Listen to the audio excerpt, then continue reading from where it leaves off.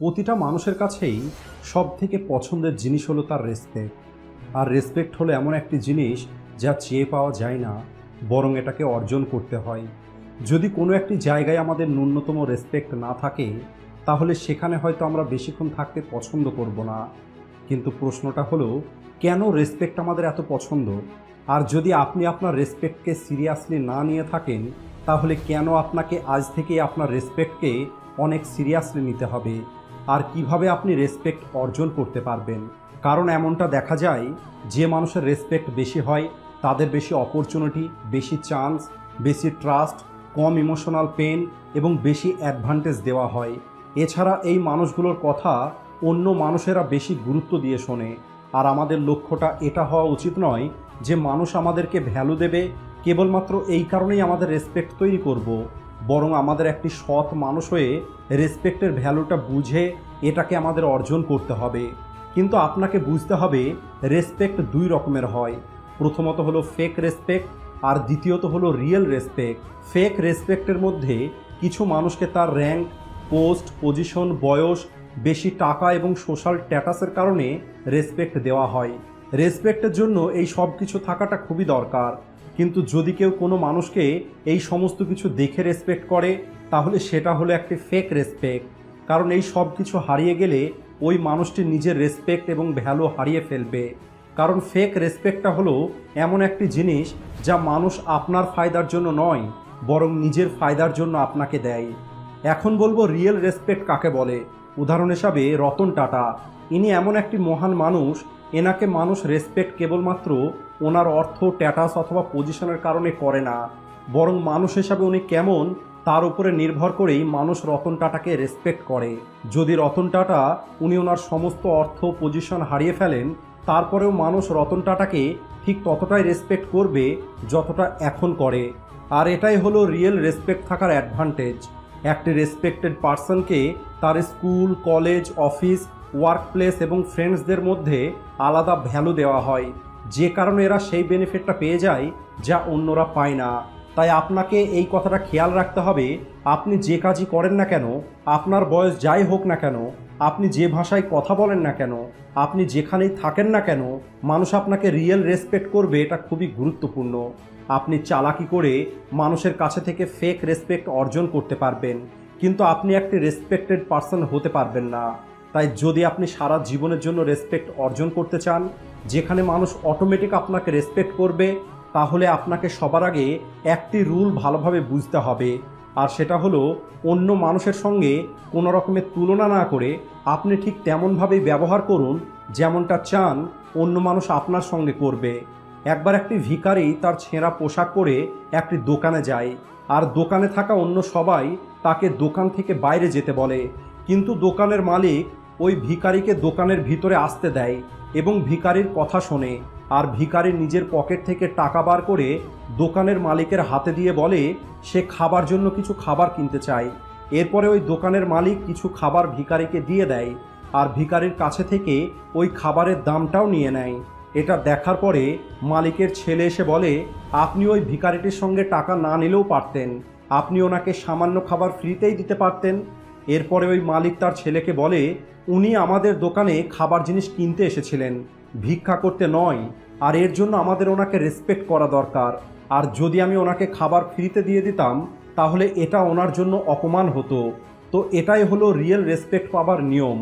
তাই রেসপেক্ট পাবার জন্য আপনি নিজেকে অনেক বড় অথবা অ্যাটিটিউড দেখানোর কোনো প্রয়োজন নেই, বরং কোনো রকমের তুলনা না করে সেভাবেই অন্য মানুষের সঙ্গে ব্যবহার করতে হবে যেমন ব্যবহার আপনি আশা করেন। যে মানুষগুলো অন্য মানুষদের সম্মান করে না, তাদেরকে বেশিরভাগ মানুষই পছন্দ করে না, তাদের উপরে মানুষ ভরসাও করে না। রেসপেক্টটা এত গুরুত্বপূর্ণ এই কারণে, কারণ আজকের দিনে রেসপেক্টটা অনেক কম হয়ে গেছে। আজ আপনার চারপাশে এমন অনেক মানুষ দেখতে পাবেন যারা আপনাকে ফেক রেসপেক্ট করবে। কিন্তু যদি আপনি সত্যিই রেসপেক্টেড পার্সন হতে পারেন, তাহলে মানুষ আপনাকে ভ্যালু দেওয়া শুরু করবে। আর একটি রিসার্চে দেখা গেছে, যে মানুষগুলো তাদের রিলেশনশিপের মধ্যে একে অপরের জন্য রেসপেক্ট মেনটেন করে, তারাই বেশি খুশিতে থাকতে পারে, আর এই রিলেশনশিপগুলোই বেশি সফল হয়। কারণ যদি আপনি কোনো একটি রিলেশনশিপ থেকে এই রেসপেক্টটা বার করে দেন, তাহলে ওই রিলেশনশিপের মধ্যে আর কোনো কিছুই বেঁচে থাকে না। আর সেটা আপনার ফ্রেন্ডস হোক, আপনার পার্টনার হোক, আপনার ফ্যামিলি হোক অথবা আপনার বস। রেসপেক্ট খুবই গুরুত্বপূর্ণ। এতক্ষণে আমরা এটা তো জানতে পারলাম যে রেসপেক্টটা অনেক প্রয়োজন। আর এখন আমি আপনাদেরকে বলবো আপনি যে রেসপেক্টটা ডিজার্ভ করেন সেই রেসপেক্টটা আপনি কিভাবে অর্জন করবেন। Number 1, first respect your self. কেউ আপনাকে রেসপেক্ট করবে তার আগে আপনাকে নিজেকে রেসপেক্ট করতে হবে। মানুষ আপনার সম্পর্কে যাই কিছু বলুক না কেন, আপনাকে আপনার ভ্যালুটা জানতে হবে। আপনার মধ্যে এই সাহসটা থাকতে হবে যে আপনার সঙ্গে খারাপ কিছু হলে আপনি সেটা মুখ বুজে সহ্য না করে প্রতিবাদ করবেন। আপনার ফ্যামিলি, আপনার রিলেটিভ, আপনার ফ্রেন্ডস অথবা আপনার পার্টনার যদি আপনার রেসপেক্ট না করে তাহলে তাদের সঠিকভাবে সেটা বুঝিয়ে বলুন। যখন আপনার নিজের চোখে ওভার কনফিডেন্স বা অ্যাটিটিউড নয়, বরং নিজের জন্য সেলফ রেসপেক্ট থাকবে, তখন অন্য মানুষগুলো আপনাকে রেসপেক্ট করা শুরু করবে। এর জন্য আপনাকে আপনার খারাপ অভ্যেসগুলোকে ত্যাগ করতে হবে। আর আপনি যাই কিছু অর্জন করতে চান তার জন্য পরিশ্রম করতে হবে। এর ফলে আপনার কনফিডেন্সটা বাড়বে আর আপনার সেলফ রেসপেক্টটাও বাড়তে থাকবে। Number 2, no when to speak up. নিজের রেসপেক্টটা বাড়ানোর জন্য আপনাকে এটা জানতে হবে যে আপনাকে কখন কথা বলতে হবে আর কখন চুপ থাকতে হবে। আর এটা তখন সব থেকে বেশি খেয়াল রাখতে হবে যখন আপনি নতুন কোনো জায়গায়, নতুন কোনো মানুষের মধ্যে থাকবেন। আপনি কেবল সেই কথাটাই বলবেন যেটা বলা প্রয়োজন। যদি আপনি চুপ থাকেন তাহলে আপনার পার্সোনালিটিটা মিস্টিরিয়াস হয়ে যাবে আর মানুষের মনে হবে আপনার উপরে ভরসা করা যায়, কারণ আপনি সবাইকে তাদের সিক্রেটটা বলে দেবেন না। যারা অতিরিক্ত কথা বলে তাদেরকে সবাই বোকা মনে করে। তাই আপনাকে এই কথাটা সবসময় খেয়াল রাখতে হবে যে আপনাকে কোথায় এবং কতটুকু কথা বলতে হবে। Number 3, be honest. আপনি কখনোই মিথ্যা কথা বলবেন না। আপনি সবসময় নির্ভয়ে সত্যি কথা বলুন। আপনি যদি কারো সম্পর্কে কিছু বলতে চান তাহলে তাকে ডাইরেক্ট বলুন এবং পরিষ্কারভাবে বলুন। মিথ্যে বলে আপনি কারোর কাছে থেকে সম্মান অর্জন করতে পারবেন না। যদি আপনার কোনো ফ্যামিলি মেম্বার, আপনার পার্টনার, আপনার ফ্রেন্ড কোনো ভুল করছে তাহলে ভয় না পেয়ে তাকে সেটা বলে দিন, আর তাতে তার ভালো লাগুক অথবা খারাপ। এর ফলে যেটা হবে, আপনি আপনার চোখে নিজের সেলফ রেসপেক্টটা হারাবেন না।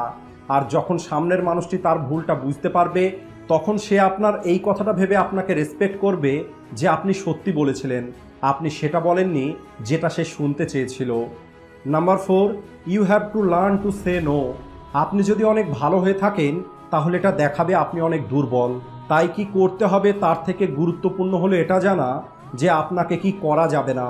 উদাহরণ হিসাবে, যদি কোনো একটি মানুষ আপনাকে একটি কাজ করার জন্য বলে আর সেটা সে খারাপভাবে বলে, তাহলে আপনাকে সেখানে না বলা শিখতে হবে।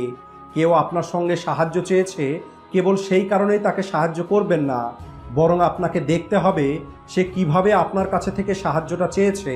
অন্যদের কখনোই আপনি নিজেকে ব্যবহার করতে দেবেন না। এর ফলে সামনের মানুষগুলো বুঝতে পারবে যে আপনার কাছে আপনার সময়ের মূল্য আছে। Number 5, confidence. যে মানুষ কনফিডেন্সের সঙ্গে এগিয়ে চলে সে অন্য মানুষগুলোকে নিজের প্রতি আকর্ষিত করে। একটি ভালো বডি ল্যাঙ্গুয়েজ, ভালো ম্যানার্স, ভালো বিহেভিয়ার দিয়ে আপনি আপনার একটি সুন্দর ইমেজ তৈরি করতে পারেন। এর ফলে মানুষ এটা ভাববে যে আপনি জানেন আপনাকে কি করতে হবে আর আপনি আপনার কাজে এক্সপার্ট।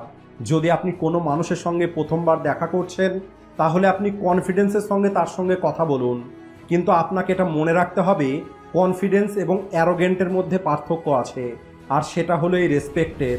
যখন আপনি সামনের মানুষের কথার গুরুত্ব দিয়ে আপনার কথাটা বলেন সেটা আপনার কনফিডেন্সকে দেখায়। আর যদি আপনি কেবলমাত্র নিজের কথা বলতে থাকেন, নিজেকে সঠিক প্রমাণ করার চেষ্টা করেন, তাহলে সেটা অ্যারোগেন্টকে দেখায়। So B respected, not over confidence or arrogant. সবশেষে ভিডিও ভালো লাগলে লাইক ও শেয়ার করতে ভুলবেন না। আর ভিডিওটি শেষ পর্যন্ত দেখার জন্য ধন্যবাদ।